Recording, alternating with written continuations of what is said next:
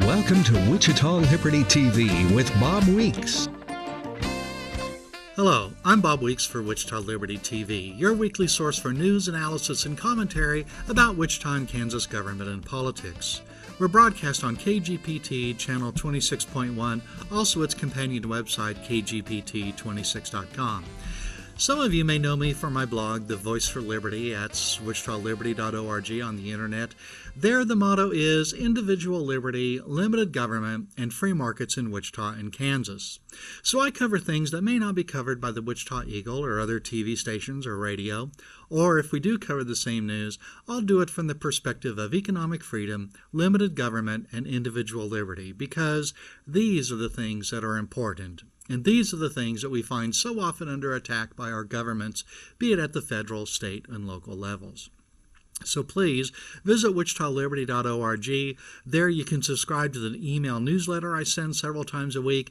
And if you'd like to contact me, you'll find my email address and telephone number there, or just remember bob.weeks@gmail.com.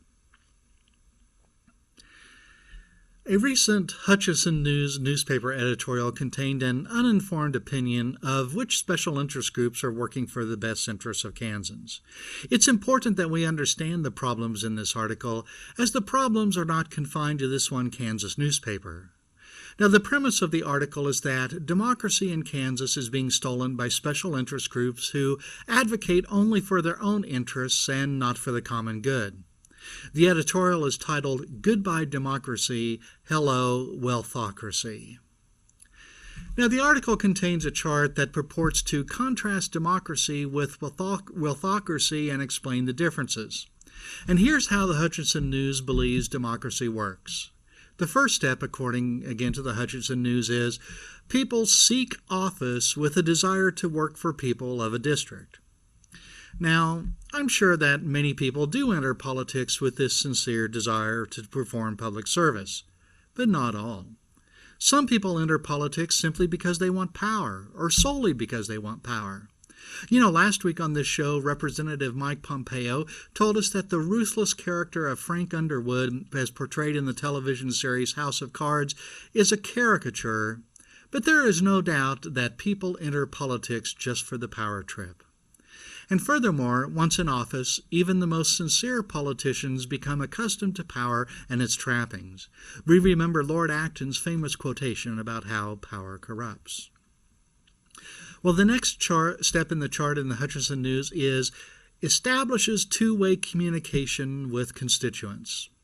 Okay, that's not very controversial, and most politicians do, in fact, do that. But the next step, which is once in office, promotes values and desires of constituents. Well, this is where the chart in the Hutchinson News newspaper really goes off the rails. Now, have you ever been represented by someone who did not share your values and desires? Well, I imagine you have.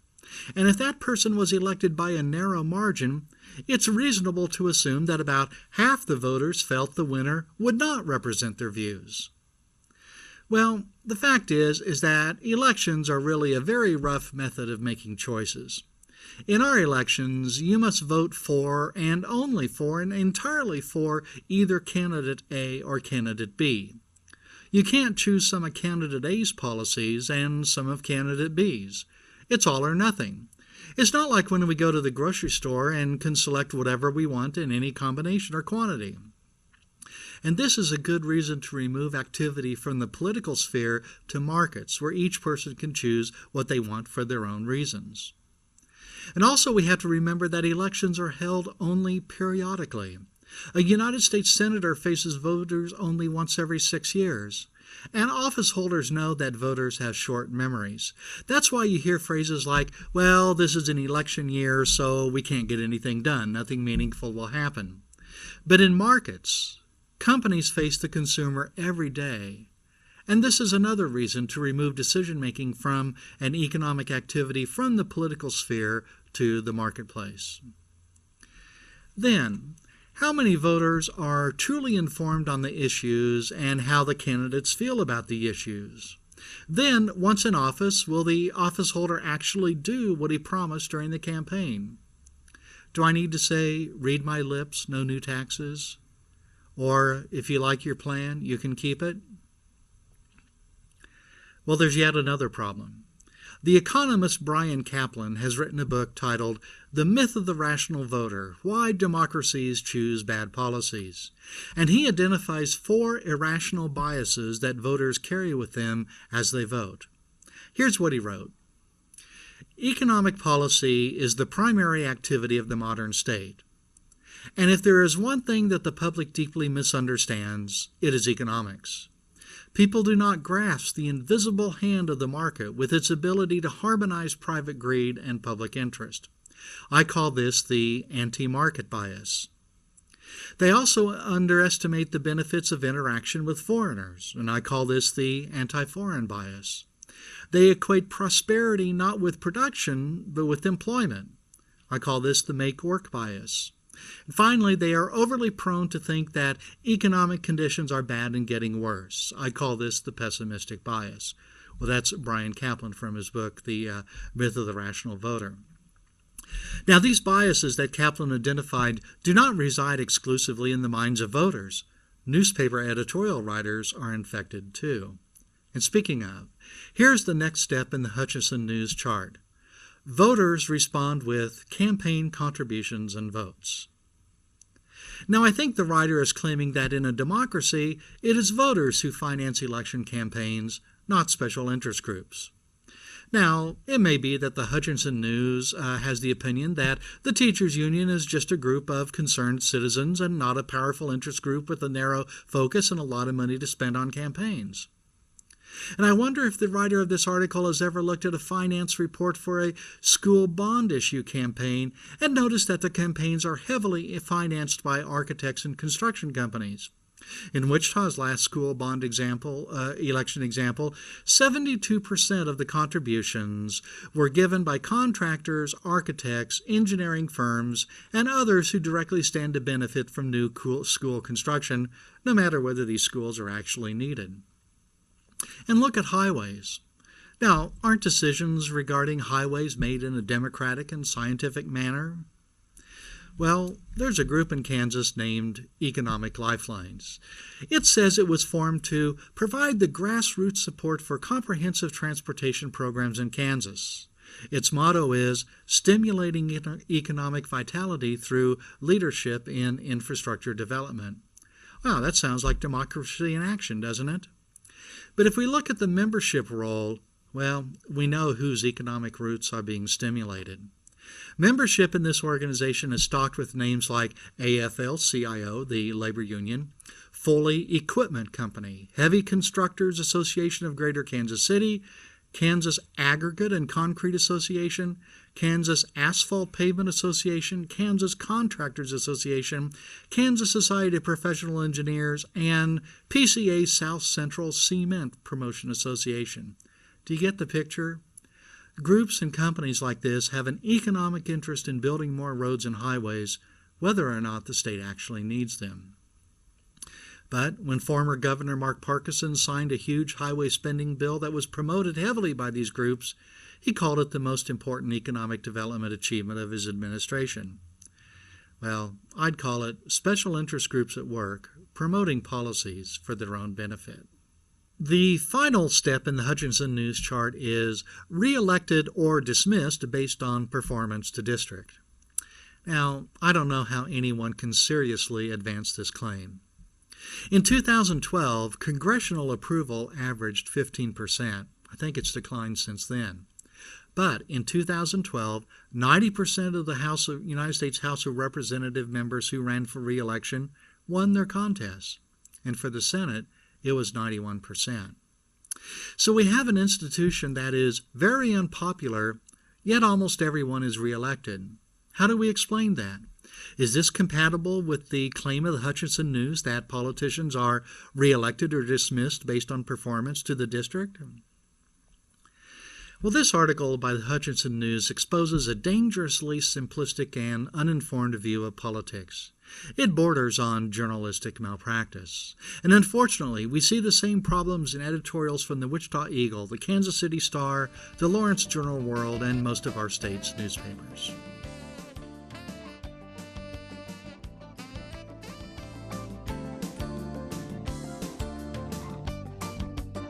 Welcome back to Wichita Liberty TV. I'm Bob Weeks. So we've been talking about problems with the newspaper article in the Hutchinson News and in Kansas newspapers generally. Well, Dave Trobert of Kansas Policy Institute wrote an article that explains that influence may be shifting from media, unions, the education establishment, cities, counties, and school boards to those with different views. Those of limited government and economic freedom that empowers citizens, not an expansive government and its beneficiaries. Some of you may be aware that last year I received an award from Kansas Policy Institute for my work in promoting economic freedom in Kansas. Well, the article that KPI produced recently is titled Media Spin a Threat, and here's what it says. Kansans are bombarded with claims that range from innocently incomplete to quite deliberately false. Increasingly, the media perpetuates this bad information. That behavior limits civil discourse and is a serious threat to personal freedom and our democratic republic. News media should use its powerful voice to provide unbiased information. Instead, we see a growing trend in Kansas media to distort the truth, ignore facts, and attack those who disagree with their view of the world. A recent Hutchinson News editorial is an example of this petulant behavior. The basic premise of goodbye democracy, hello wealthocracy is that elected officials are chosen and kept in line by special interest groups. The author allows that moneyed interests work both sides of the aisle in Washington and in other states, but incredibly inserts that this is not the case in Kansas. He says, here the GOP rules, and the split is between those who labor for their constituents and those who pledge allegiance to their sponsors. Well, Dave Trobert of Kansas Policy Institute continues. He says, even casual political observers know this to be laughably false. Republicans have a paper majority, but even Cub reporters know it is meaningless. KPI's Economic Freedom Index has consistently found Republicans at the top and bottom of rankings based on their votes for economic and educational freedom. And the dividing line is not party affiliations or labels like liberal, moderate, or conservative. Rather, it's a philosophical belief in the role of government and collectivism versus the personal liberty of individuals. There is no such thing as wealthocracy, but special interest groups do influence politics. Claiming this to be the exclusive province of Kansans with a limited government perspective, however, is a conscious lie. The behaviors attributed to the Kansas Chamber of Commerce and Americans for Prosperity, which is recruiting and financially supporting friendly candidates for public office and encouraging elected officials to see things their way, these behaviors are equally attributable to public employee unions, school board associations, and others with big government views.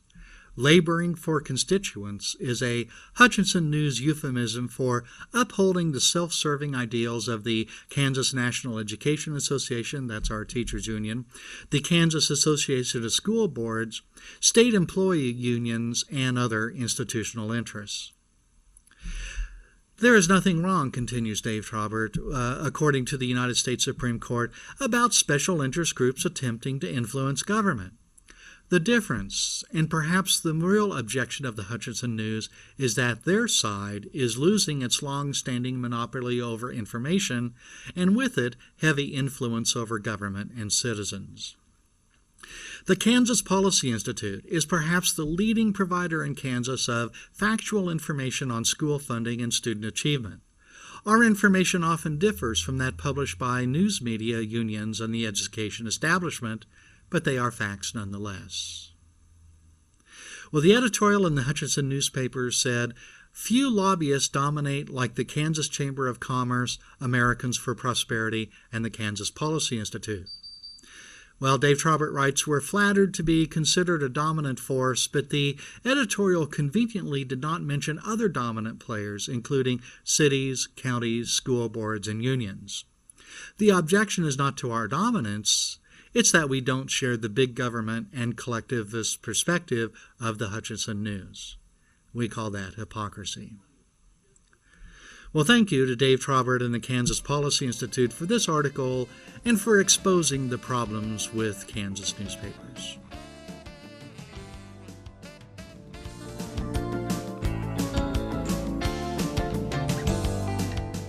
Welcome back to Wichita Liberty TV. I'm Bob Weeks. Because schools are important and because there is controversy brewing at the moment, let's make sure we have an accurate understanding of the performance of Kansas schools. Now, Kansans are generally proud of their schools, partly because of scores on the National Assessment of Educational Progress, or NAEP, which is also known as the nation's report card. And Kansas ranks pretty high among the states on this test. It's important, however, to examine the results from a few different angles to make sure we understand the entire situation. Well, data for the 2013 administration of this test was released last fall, and I've gathered scores and made them available in an interactive visualization that you can use on the internet at my site at wichitaliberty.org. And the most widely available NAEP data is for 2 subjects, reading and math, and for 2 grades, grade 4 and 8. The video that I'll present shows data for Kansas, Texas, and the average for national public schools. I chose to compare Kansas with Texas because for several reasons, Kansas has been comparing itself with Texas. So let's look at those scores and see if they really match what Kansas school leaders have said. And as you watch the video, you can see that when we consider the data for all students, you can understand why Kansas school leaders are proud. The line representing Kansas is almost always the highest. But if we present a chart showing black students only, something different appears. Now, Texas test scores are higher than Kansas in all cases except one where there is a tie. And as the video shows, similar trends appear when considering other subgroups. And in some cases, the national public school average beats or ties Kansas. All of a sudden, the spectacular test scores that Kansas schools seem to have and that the education establishment promotes as evidence of the goodness of everything they do, well, it's really just an illusion. So when you hear the education establishment trumpet high Kansas test scores, does it also explain these nuances that give us a better picture of Kansas schools? Well, not that I've been aware of. And by the way, Texas spends quite a bit less on its schools than we do in Kansas, of course on a per-student basis. And as you watch this video, you should also wonder about this. Do Kansas school leaders know these details about Kansas school test scores? And if not, why don't they? And if they do know these details, why don't they tell us? Why do they continue to promote an incomplete picture of Kansas school test scores that hides important information? And in light of the earlier segments in today's show, do you think you're going to hear about this from Kansas newspapers and their editorial pages? Well, I'll leave you this week with this video that illustrates Kansas school test scores in relation to other states. And thank you for watching. I'm Bob Weeks. I'm Bob Weeks. Kansas school leaders are proud of Kansas schools, partly because of scores on the National Assessment of Educational Progress test, or NAEP. Kansas ranks pretty high among the states on this test. NAEP is a test that's controlled by the federal government and is the same in all states. Data for the 2013 administration of the test was just released. I've gathered scores and made them available in a visualization that you can use at wichitaliberty.org. The most widely available NAEP data is for 2 subjects, reading and math, and for 2 grades, 4 and 8. Here's data for Kansas, Texas, and the average for national public schools. I choose to compare Kansas with Texas because for several reasons, Kansas has been comparing itself with Texas. So let's look at these test scores and see if the reality matches what Kansas school leaders have said. This is the data for the past 5 administrations of NAEP. Looking at this, with Kansas in blue, Texas in green, and national public schools in yellow, you can see why Kansas school leaders are proud of Kansas. The blue line representing Kansas is almost always the highest. NAEP also makes data available by ethnic subtypes. Here's the same chart, but this time showing black students only. Do you see something different? Now Texas is higher than Kansas in all cases but one, where there is a tie. Here's the same chart again, but showing Hispanic students only. Texas is higher in some cases, and Kansas and Texas are virtually tied in two others. Note that National Public Schools is higher than Kansas in some cases. Finally, here's the same chart, but showing white students only. Texas is higher than Kansas in 3 of 4 cases, and in some cases the National Public School average beats or ties Kansas. So we have what seems to be 4 contradictory statements, but each in fact is true. That is, when considering all students, Kansas scores higher than Texas. When looking at Hispanic students only, Kansas is roughly equal to Texas. Looking at black students only, Kansas scores less than Texas, and when looking at white students only, Kansas scores less than Texas in most cases. How can this be? Well, the answer is something called Simpson's paradox, which shows that aggregated data can appear to reverse important trends in the numbers being combined. In more detail, it's a paradox in which a trend that appears in different groups of data disappears when these groups are combined, and the reverse trend appears for the aggregate data. And many statisticians believe that the mainstream public should be informed of the counterintuitive results in statistics such as Simpson's paradox. In this case, the confounding factor, or lurking variable, is that the two states differ greatly in the proportion of students in various ethnic groups. For example, in Kansas, about 69% of the students are white. In Texas, it's 33%. This large difference in the composition of students is what makes it look like Kansas students perform better on the NAEP test than Texas students. But looking at the scores for ethnic subgroups, which state would you say has the most desirable set of NAEP scores? It's important to know that aggregated data can mask or hide underlying trends. And here's a question I have for you. Have you heard Kansas school leaders talk about this, or do they talk only about the aggregated data?